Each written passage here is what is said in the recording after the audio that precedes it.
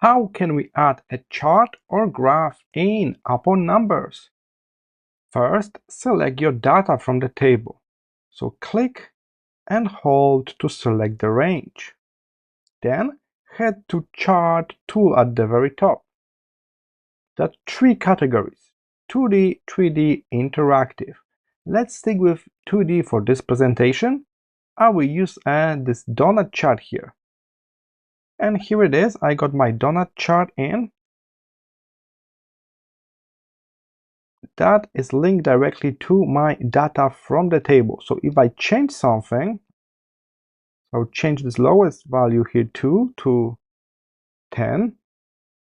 The chart is updated automatically. We don't need to add it again. Keep in mind, when you select the chart, there are many options for us to customize on the right side. We can show or hide the legend. We can have title of this chart. We can decide about colors that are used. We can add a backdrop, we can add a shadow, and we can also change the chart type even now. So we can change to classic pie, for example. Keep in mind, there are some additional sliders that help us to adjust the visual aspect of the data here.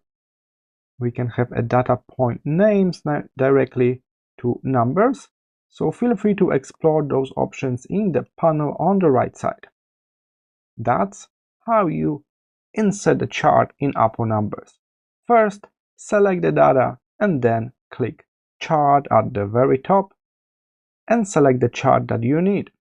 I hope this short video was helpful, and I will see you in the next tutorial. Bye!